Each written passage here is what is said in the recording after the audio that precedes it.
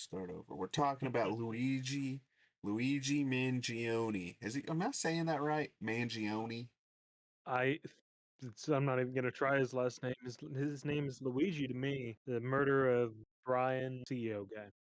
We appreciate all your support. This is our third episode. If you guys have any comments or anything below for ideas, we would love to hear it. I know 9 days ago they had the court hearing. During the court hearing, which I do have it pulled up here, I wanted to play a clip from it.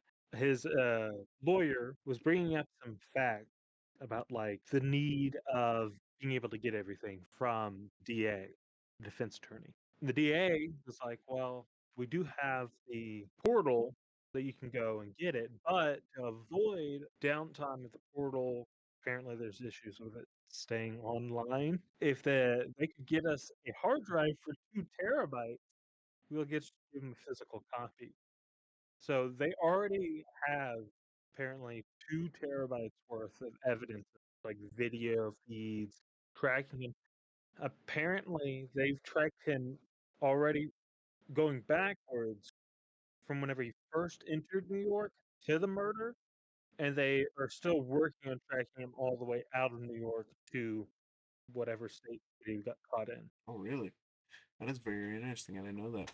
That's a lot of information. Apparently, he was on a city bike most of the time, but they did track him some of the way, so they know, like, stopped at a couple of restaurants like the Starbucks, and I wanna say there was another McDonald's in New York. He did waive, uh, obviously, since they had the court hearing, his extradition to New York because originally they couldn't start it because you have a right, and he ended up waiving that.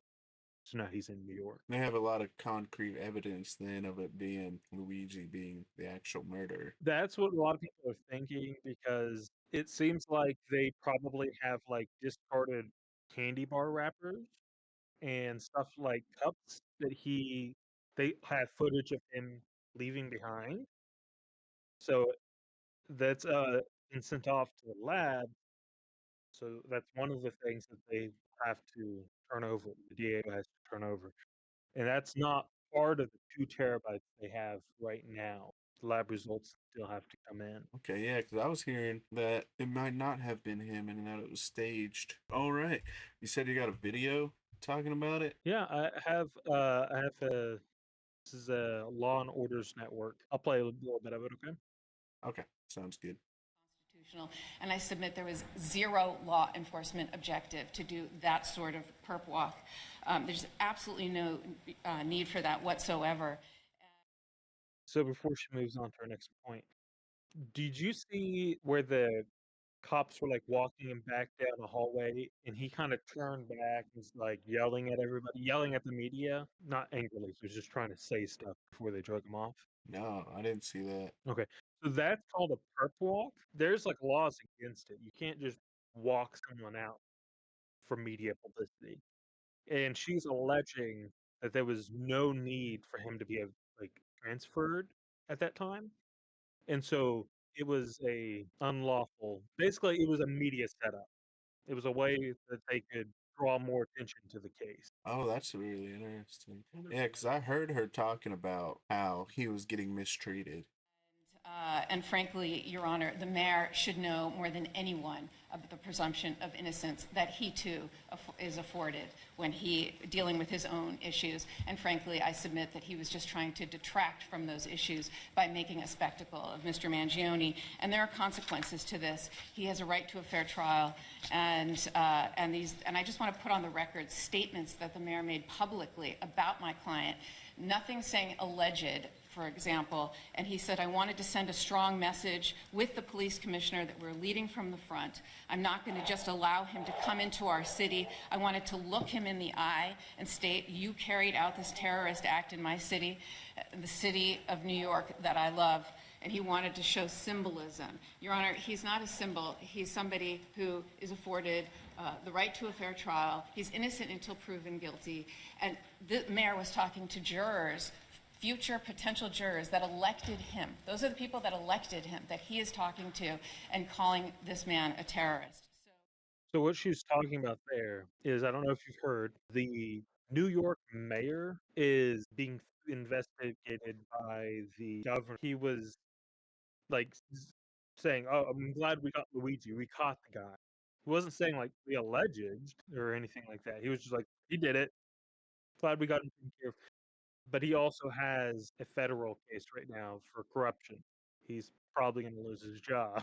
So that's what she was talking about. Well, alrighty then. That was pretty interesting. It was Brian Thompson. That was the CEO that was shot dead in Manhattan. He was 50 years old and he was the CEO of the United Health Group's insurance arm in April 2021. So he's CEO for 3 years. He first joined Healthcare Group in 2004 and had previously served as CEO of the company's government programs. Because the healthcare group is the parent company, right? Yeah. Brian, you say Thompson? He was being investigated because everybody's being investigated, apparently. He was the one being investigated by the Department of Justice for alleged it's anti-competitive because he sold $10 million. The company is being investigated by anti-competitive because they're buying up a bunch of health companies. It's called I think, a lateral monopoly, where you're buying every company from the beginning of the product to the end of the product. So they're buying up the people making the drugs, they're buying up hospitals and the doctors, so they own the entire process. And he sold 10 million stock after finding out about that, which is insider trading. Well, what I'm finding out here is that he was carrying a 3D printed pistol and a 3D printed suppressor. Yes, Luigi did use a ghost gun. So there's no tracking for it. It's not a part of the normal legal system. Yeah, interesting that none of the media would release it. They all released like references to it or they would talk about it and they all had it. This one guy got it and released it. He wasn't a part of the major media companies. And now he's being interviewed by a lot of these major companies and being like, you were brave enough to release it. What did you think? What did you think was in there that the public needed to know? Well, what was in there? That was one of the things I wanted to grab, but I forgot to get it ahead of time, so I don't have his manifesto ready. This right here, this picture's from what I was talking about. The Okay. purple one. I would think that someone would just have the whole thing posted for you to read. A reminder, the US has the #1 most expensive healthcare system in the world, yet we rank roughly number 42 in life expectancy. I don't have any sympathy for the CEO. I can have sympathy for the grieving family, but I can also understand that this may, and unfortunately, in our world, this may have been a necessary step for it to actually be taken care of. Because our government likes to drag their feet and not do anything until they get brought out. But sadly, doesn't seem like any message is going to be heard by the government. No message is going to be heard by any other CEO. So that guy's gone. Now it's just Killing the CEO does not stop that company. They have 100 other people that can fill that role. I saw on there one person was talking about how Trump and Kamala both only mentioned healthcare like twice during their speeches, whereas for previous elections with Joe Biden and Barack Obama, they've talked about healthcare a lot more. So it's just something interesting that during this last election, nobody was talking about doing any sort of improvement, even though normally they don't do much. They just weren't even talking this time. all right. Well, that was the end of this. Thanks for watching. Don't forget to comment, like, and subscribe. Peace out. Peace.